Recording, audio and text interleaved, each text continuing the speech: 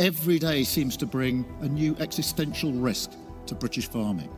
Losing a farm is not like losing any other business. It can't come back. That's why the lack of urgency from the government, the lack of attention to detail, the lack of long-term planning, it's not on. You deserve better than that. Just imagine what it's like to have a beautiful, spacious farm where every blade of grass and every tree has become a part of your life, and suddenly you realize that everything you loved and aspired to can be destroyed in an instant. This is not just a farm. It is the source of your existence, the history of your family, its legacy, which you carefully pass on from generation to generation. But now, according to the new rules of the Labour Party, this reality is under threat. Hundreds of British farmers are experiencing this painful feeling of hopelessness and anger. And how disappointing it is to hear Starmer trying to justify these destructive initiatives, urging us to believe that destroying family farms is the way to a better future. His confusing words are full of distorted logic, but we know that behind them, there is only a desire to ignore human stories. Mistake is that they've conflated a business asset with personal wealth, and they've gone after that. But the whole budget was started from the principle of taxing business and taxing business assets, and it's undermined the hard work. It's hard to express the despondency I hear around me. What's your response to Steve Reed, Environment Secretary, writing in The Telegraph today, saying he's sick and tired of seeing our public services crumble while the rich and wealthy buy up huge estates, robbing young farmers of their dreams just to avoid paying their taxes? He says this is a scandal. And he also goes on to say it's not the very rich it's only the very rich estates that are going to be affected by this, not the small family farms like the media is suggesting. What do you have to say about that? Well, it's rot. It's absolute rot from top to bottom. There's almost no statistical proof. Elon Musk, shocked by the government's inaction, calls for the resignation of all those who participated in this shameful attack on UK family farms. The new inheritance tax they are trying to introduce is not just a financial burden, but a real blow to our agricultural heritage. Changes to taxes on farmland worth more than £1 million threaten the foundations on which our land was built. Musk, the richest man on the planet, suddenly becomes the defender of our agricultural identity, while local politicians remain in the shadows, inactive. His words touch the hearts of many, from farmers to ordinary citizens, who are ready to support those who protect their roots. It is unacceptable that it is a billionaire who is fighting for farmers, and not our government, which should take care of its citizens. The time has come when politicians should listen to the voices of those who really know the value of agricultural life. We cannot continue to ignore this vital aspect of our culture.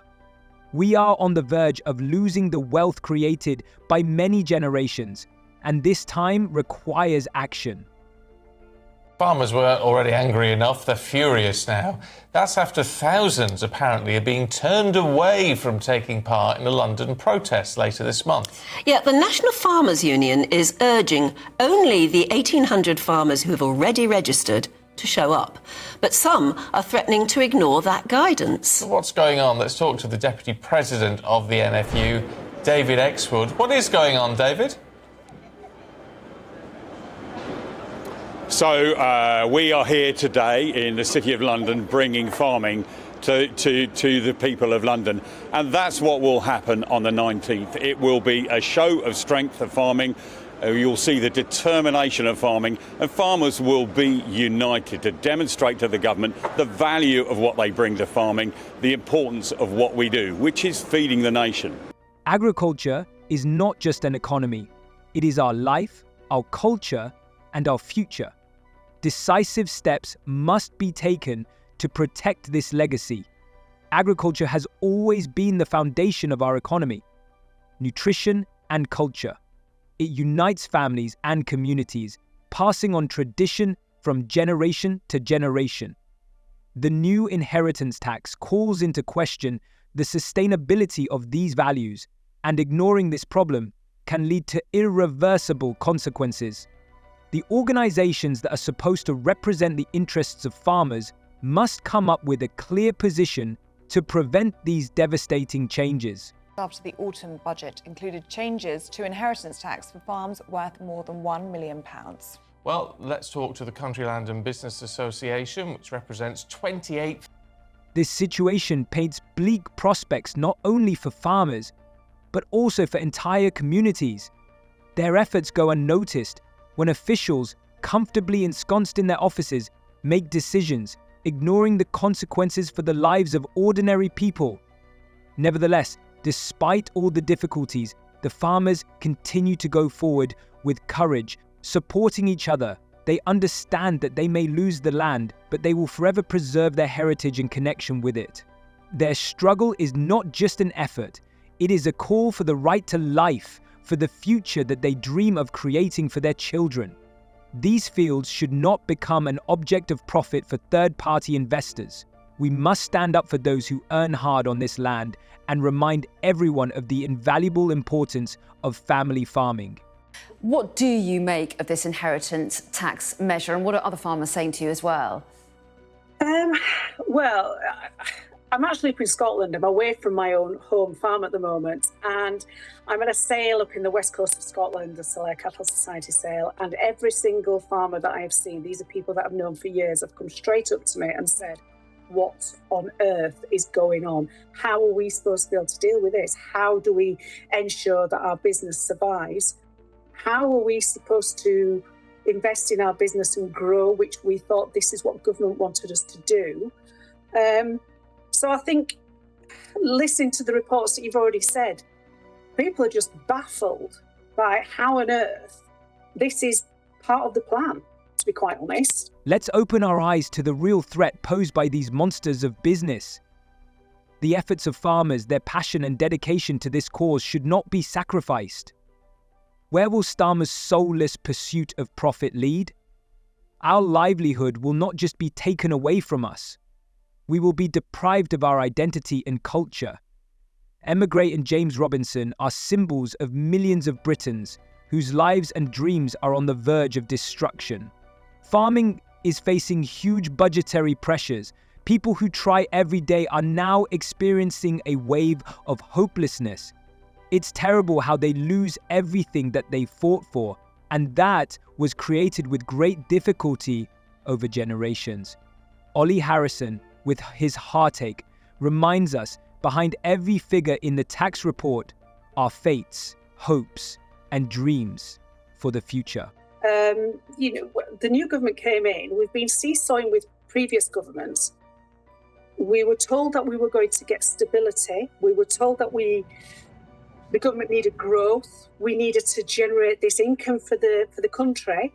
We're up for that. How does this work? So if that's how I feel, that's how farmers are feeling, and it's this frustration and actually this betrayal, which is a bit of a strong word, but that's how it feels. Farmers stand on the edge of a precipice, looking into the abyss where their land, their heritage, can be sold to the first person who offers a high price. Perhaps this is a soulless corporation that does not give a damn about the fate of local residents and traditional farming methods.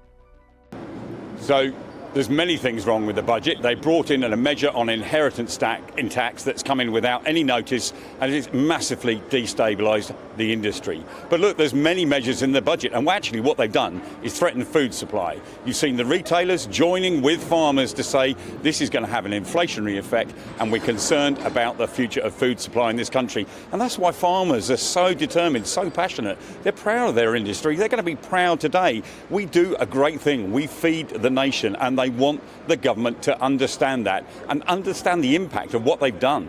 But the main question is, who will stand up for our farmers in Parliament?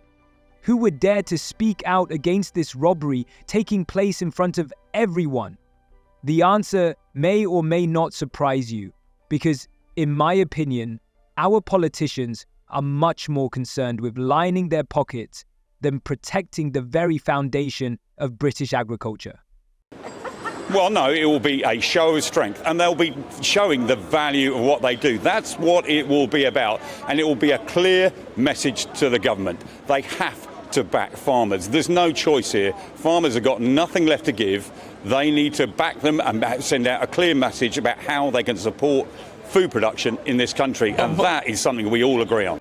Parade, we are championing British farming, bringing it to the city, taking that positive message of what we offer, and that is something I'm really proud of. Will the NFU support, or are you trying to discourage farmers who do literally want to turn up in their thousands, not to meet their MPs, to protest?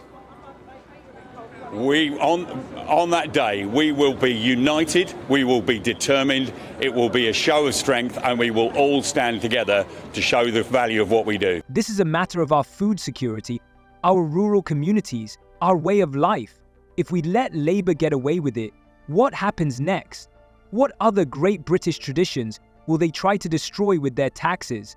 We need to stop tolerating this lawlessness, because one day we may wake up and find that the Britain we know and love has disappeared forever. What do you think about this video? Write your thoughts in the comments. See you later.